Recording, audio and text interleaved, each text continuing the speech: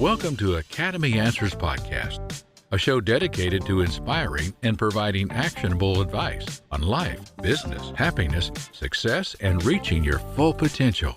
Have you ever felt frustrated that life isn't working out the way you expected? Have you been searching for answers without success? You've come to the right place. Each week, we bring you perspectives, ideas, and actionable content. We share with you proven and time-tested step-by-step strategies to help you live the life you deserve and make your dreams a reality.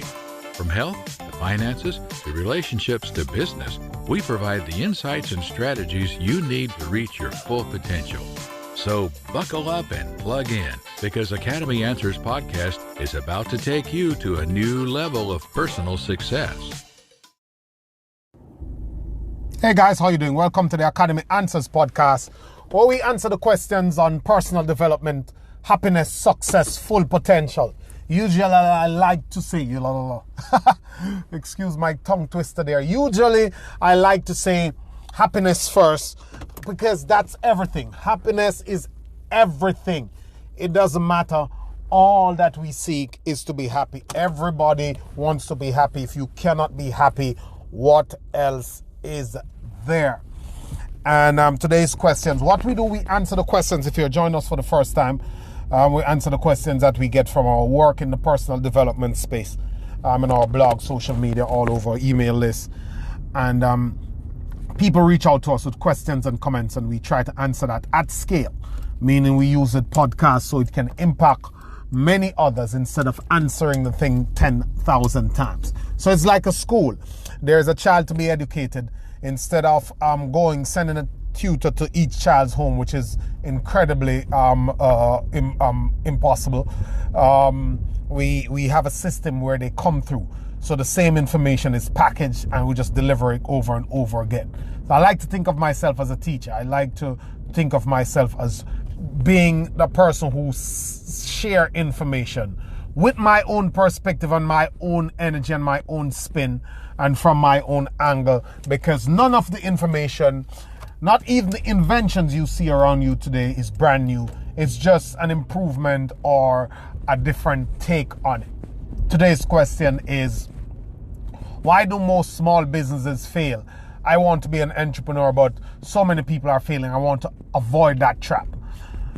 That's a very good question. And then there's no one-off answer. There are different circumstances, but there's usually, and I suspect you understand that why you're asking, there's usually some general things that touch most small businesses, why they fail. And I am probably more appropriate to speak about that, for want of a better word, because I've had over 20 small businesses that fail. I've had maybe 3, 4, 5 good ones that fail, but and I've learned from these failures. And looking back, when you get the winners, you understand why, some of the reasons why small businesses fail. I trust you will be digging into more specific data, but I'll just give you one general thing that I realized. And I'll use an example of this guy that I was working with. He had a restaurant, and I used to do accounting for him, and I helped set up his company, do his company registration and that sort of stuff.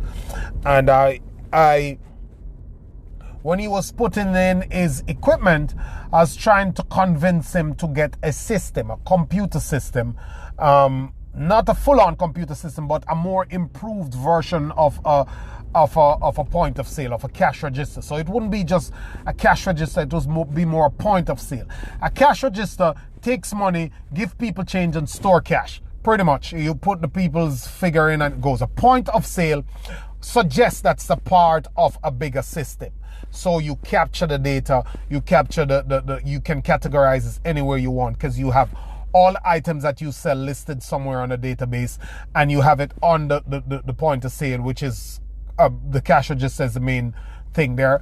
And you can capture the data. It has time, it has the quantities, it has the price, it has the item description, and those can be captured because it's been stored. I was trying to convince him to store this data, spend a little more, cut back on some form of improvement, and store this data. But he was thinking that, no, I just need to to get something so that people can put the money in and collect the money and give people a receipt. I thought that was a bad plan. And fast forward 5 years later, and the statistics do show that 20% of small businesses fail in the first year, and the other 50% fail in the 5th year. And as you know, maths is life, and maths always work, and trends always work, and the averages that always work. It just somehow they always come together.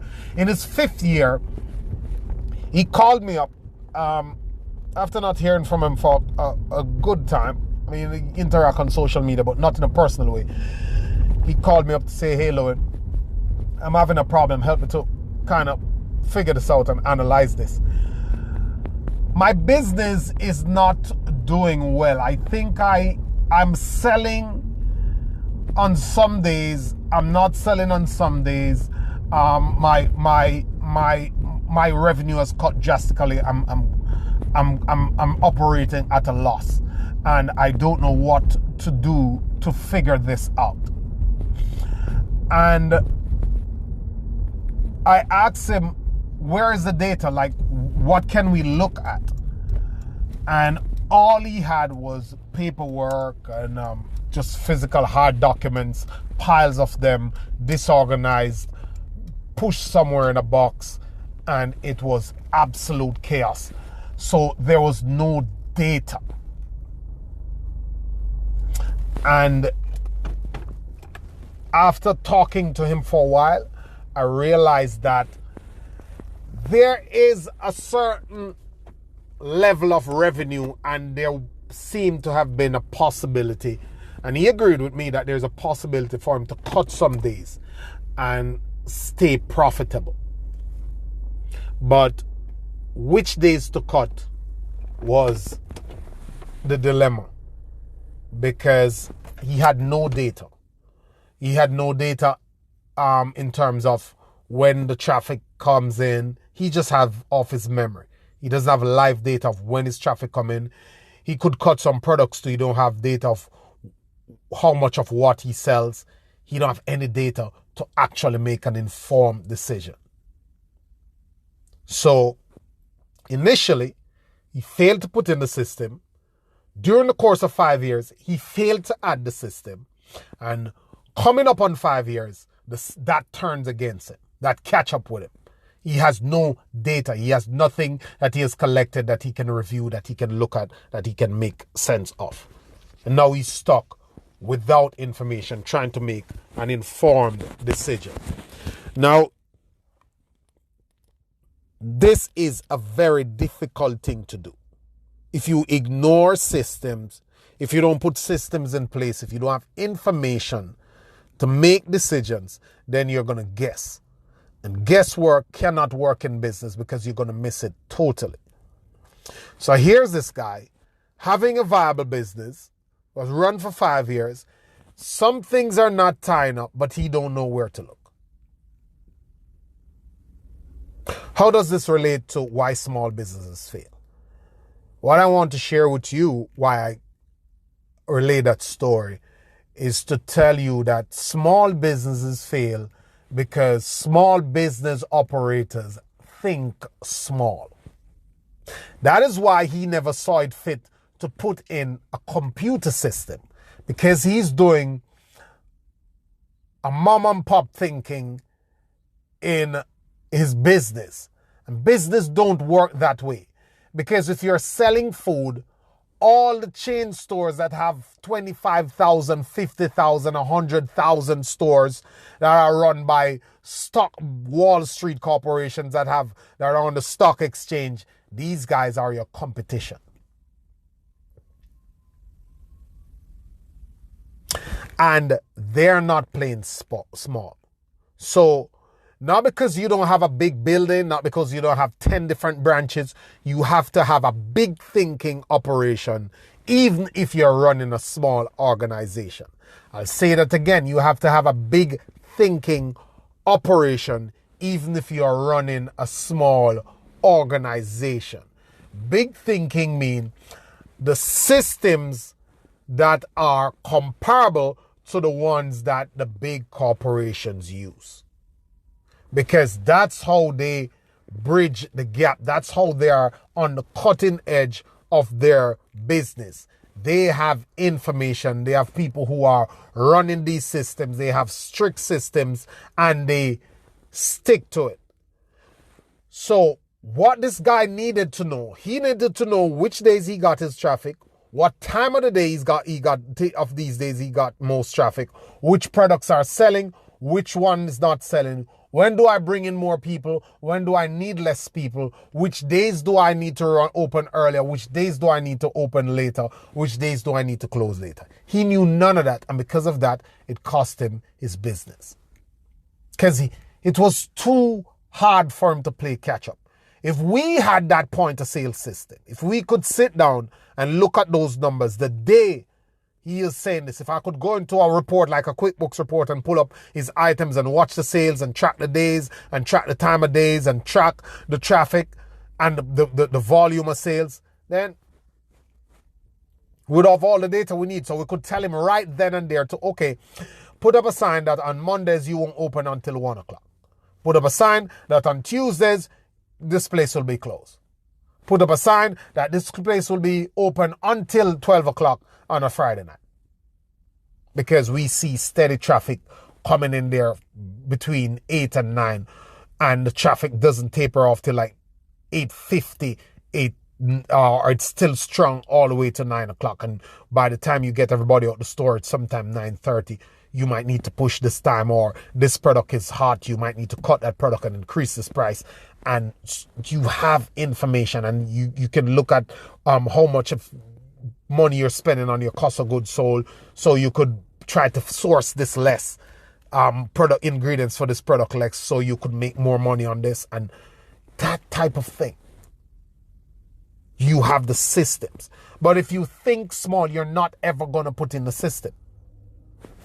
People run small businesses and they are pretty much operating as if it's their jobs. So they're there every day and it cannot run without them. The minute they're tired, the minute they're too sucked in and too involved in the day-to-day operation to see the bigger picture, then the business starts to fail. Because they never get to step back and take an objective look. They have to be there late at night, early in the morning, all day, running around, fixing this, fixing that, out in small fires, dealing with customers, dealing with staff, dealing with production problems, dealing with machinery issues, and they're dealing with everything except the growth aspect of their business, except the metrics that is going to help them to compete. And if you're not looking at those, it's just a matter of time before somebody come and take it away from you. But if you have to be there counting the money, depositing the money, buying the goods, making sure everybody's doing the thing right, then you won't. So what I often said to my friend who runs a business, I said to him that, look, put up an ad, interview some guys that used to work at one of these big chain places. Let them come in, pay them the money close to or equal to what they earn from these people. No matter how expensive you think it is, because right now you're losing more than you would be gaining by having somebody who understands this. And don't overthink the hiring process. You don't have to overthink it. Just go about, spend a week, check in the place you stop and you eat and where you shop, and you scout, headhunt. You see somebody in there moving, operating at a certain way, go in there another 2 weeks and see if that's the norm, see if that's how they work, and tell them to call you. Most of the people are unhappy with their jobs. Take them from the place. And go around and headhunt the people that you want. You see people with excellent customer service skills who are always working, who are always there, who treat you well, who when you go into the store they're attentive, who working hard, who always look good, who always have a positive attitude. Make them an offer. And get the right team. So small businesses don't do that because they're too small in their thinking. They're thinking that I can do it all. And if you tell them that, well, you know, I just pay myself $1,000. Why am I going to pay this guy $3,000? That's your problem. You're thinking small because you're thinking in relation to the amount that you have to spend, but you're not thinking in relation to how much you're losing. Why not spend $3,000 and increase your revenue by $8,000? You're worried because you're going to spend the $3,000 in January and you're not going to see the $8,000 until June. It's the same reason why you don't advertise, because you're worried that if you spend $10,000 on advertising in January and you don't see an increase in revenue by $10,000 at the end of January, you've lost your money. You're not understanding that you apportion out these things and expense it towards the balance sheet for the entire year, because this sits there and the advertising never goes away because you're still reaping the benefit. It's not a linear stuff. It doesn't go binary 1 and 1. So small businesses fail because people think small. Guy who thinks small looks at the things around him and he's like, wow, look at this building. Wonder how these guys build this stuff, man. Boy, these guys are amazing. People are so awesome. Like, gee, how are these people so talented? And they fail to realize or to comprehend or to understand that they can go in their kitchen and cook something because they're gifted to cook and they have a passion for cooking, and to cook something that this same guy who built the building would eat and say, oh my God, I'd pay $200 a plate for this any day because this guy is great. How does he make it so well? So you're looking at somebody's greatness and you're not seeing your own greatness in your own niche.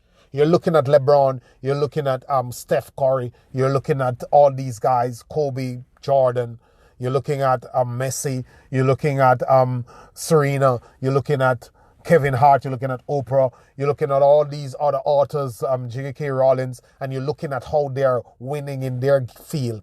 And you're not realizing that these people look up to other people who win in many other fields. And you just need to master your field and win in it. Think big and do it well. You will never go big if you continue to think small.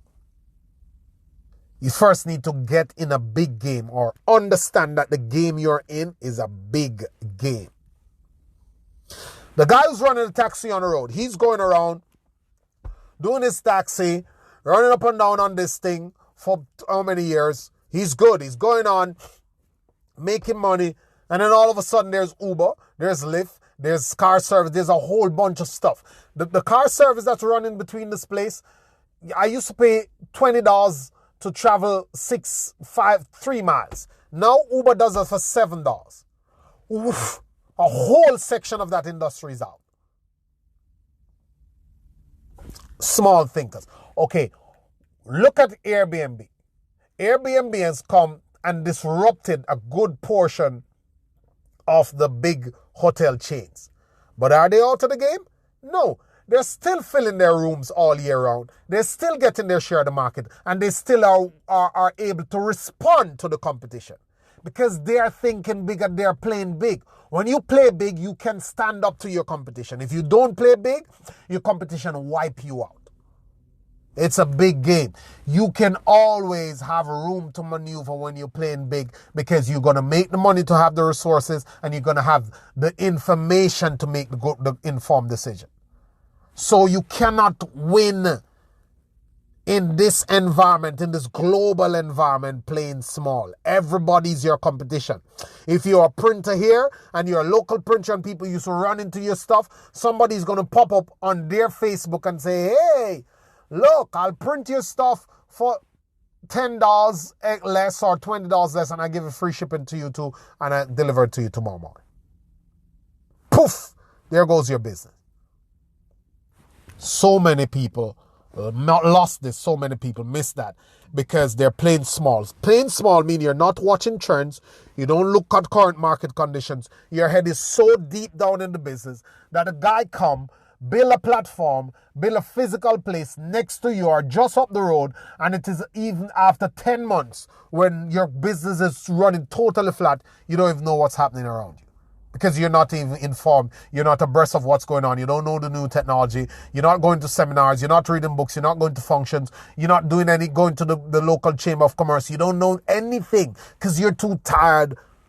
You're too frustrated. You're too overworked. You're too overwhelmed to stop to look at these things. Why? Because you're thinking small. You're thinking that you can do everything and you don't need this and you don't need that. You just collect the money and buy the things and resell and fire the people and hire the people and run behind them. You don't empower your staff. You don't have real management. You have no system. And that is one of the greatest things that's causing so many businesses to fail.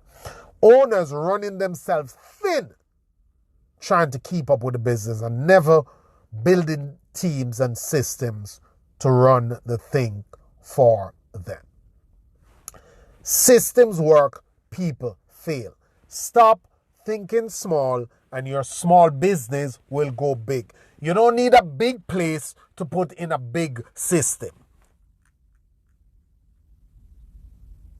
This is the information age. Technology is everywhere. Don't close your mind. Go on YouTube, go on Google, go on Facebook and search for the damn thing. Type it in and go down the funnel. Subscribe to stuff. Make them come to your email, make them come to your social media, make them come to your notification so you can keep abreast of what's going on out there. I still see small businesses, regular people going through, sitting on their phones and sending 1,000 texts to 1,000 customers when there's one software that you could load all these things in and you send out your promotion. I still buy from people, local people that you buy from, and the only time you remember them is when you turn up again. You're gonna fail. You're not capturing your leads and you're not communicating to your customers. So somebody is going to come and get in front of them and take your spot and take your money and take your sale. It's as simple as that, because you're not growing, because you don't know anything. Oh, I can't use the computer. I don't understand the internet. It's for young kids. Well, information is a commodity. You want to go on and do that? See what legacy you leave. You want to work until you're 70, breaking your back, and then the thing disappear in front of you? That's what you want to do? Well, do that. Because that is why so many local people are failing. They won't improve, they won't put systems in, and they won't educate themselves and grow. They won't get training, they won't retool, they won't improve anything. That's why the doctors, bunch of them know nothing. Because all the things that have improved and taken on, they're still doing that same old thing from school. And people are online solving people's problem, and you're stuck in your office and you're wondering why you're not getting enough clients. All sorts of people do it. Educated, uneducated, not so educated, high school graduates, college graduates, university graduates, Ivy League students doing the same old thing. Being stuck, thinking that learning is a part of life and not a way of life. Getting something, sitting cushy in their little comfortable spot, don't want to grow, don't want to improve, and thinking that it's all planned out for them because they have already done the work. So the school and the academic accolades is the prize. Once we've gotten it, it's done. The work has just begun, my friend. Life is about growth. The essence of life is growth. So if you don't think in a growth way and don't have a growth mindset, and if you don't put big systems and big thinking into small places, then that small place will keep shrinking and keep shrinking and keep shrinking until it disappears. That's my word to you today. Always a pleasure. Thank you so much. Have a good one.